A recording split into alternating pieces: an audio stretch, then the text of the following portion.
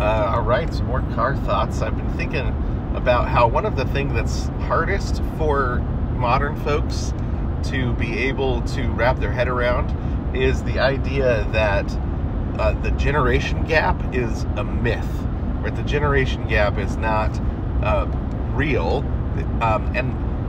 so I call it a myth because I think it fits the category of stories that we tell ourselves to define what kind of place we live in and make sense of the world as we find it. And there's a real separation between the generations that has been here since really about World War I. That was where the real big generation gap happened. The kids went off to war. If you read the war poetry before World War I and the war poetry after World War I, there's a distinct change in tone. And the reason is because of the mechanization of war. The kids go off to war, the young boys go off to war, and that's always happened throughout history. And then they come home and they struggle with the difficulties of what we call PTSD. That isn't a new thing. That's been around. You have accounts of the nightmares of people that come home from war and all. But what used to happen was they'd get home and they'd talk to their uncles, they'd talk to their dad, they'd talk to their grandparents, their grandpas, and they'd say, I'm having these nightmares, and their uncles and dads and grandparents would say, it gets better. Don't worry, we got you. It gets better. Those go away. Come on back in, and they would surround the young men as they come back and reintegrate them into society, because they could say, I had the same experience. I had the same thing happened to me. Same thing happened to your uncle. Same thing happened to your grandpa. Well, what happened is World War I, when they mechanized the warfare, and the young men would come home and they would go to, and the uncles would say, hey, I had a similar experience. Tell me about it. And then they'd tell them, and they hadn't had a similar experience.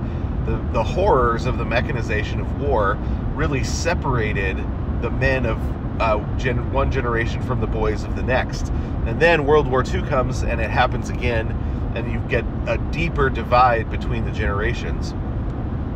Well, then what ends up happening is we start telling ourselves that that's normal, right? That the generation gap is normal. We tell stories of that normalize the generation gap, and it becomes a part of the myth of Western civilization, of the present modern, postmodern Western civilization. And there was a generation gap in the ancient world at times. If you read Sophocles, you've got Aeschylus, you've got parents killing their children, you've got warfare between generations. The Roman Empire, they put a big emphasis on getting rid of the Greek version of the generation gap, and so that's why piety in Virgil has to do with the relationship between fathers and sons. It's actually quite beautiful, Virgil's description of the restoration of fathers and sons. But then the Middle Ages, you have a real burying, a lot because of the embrace of Virgil by Augustine, and then and then the covenantal continuity that Christianity brings and the Bible brings. And so you have fathers and sons for generations that share the same stories, share the same jokes, love the same things, pass on the same the same callings even, and that's all viewed as a good thing. Well, up until the wars come along, the world wars come along, and you have sort of a reinstitution of the myth of the generation gap.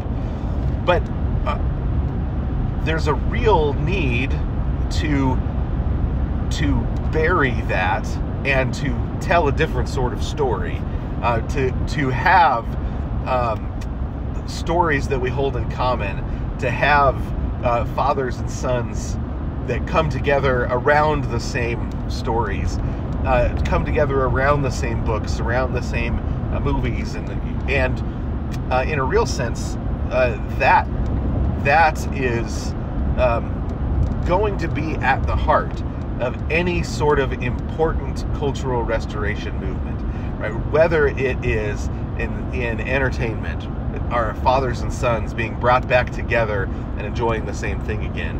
Are they building a vocabulary of stories that they share in common? Is one generation growing up and getting a particular kind of education, and the next generation is saying, "Oh, thank you for giving us the education that you got." Right? In the public schools, each generation experiments on the next generation with new teaching methods, new curriculum, new everything, and that's something that is that grows out of the myth of the generation gap. Parents assume their kids aren't going to like the same kind of music, aren't going to watch the same movies, aren't going to want to sit down and watch things together. And sometimes that's because, as parents, we assume it and then end up making it so.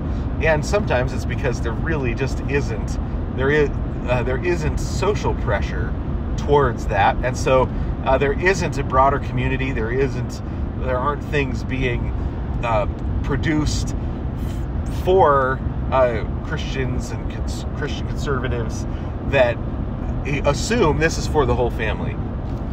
But I mean, that's why I get involved with the project I get involved with, is anything that is fighting back against the generation gap, that's thinking multi-generational, is something that I think here is what we need.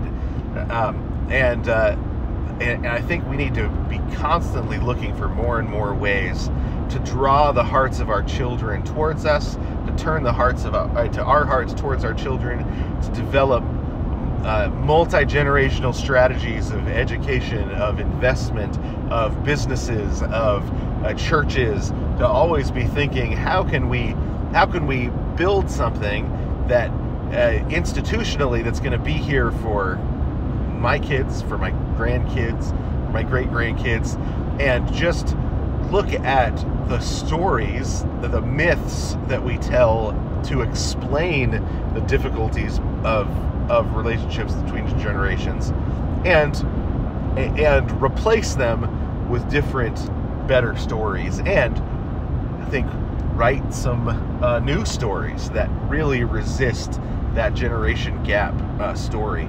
So that is a really, really important key to rebuilding any sort of society and restoring Western civilization at all. Thanks for joining me for some more car thoughts.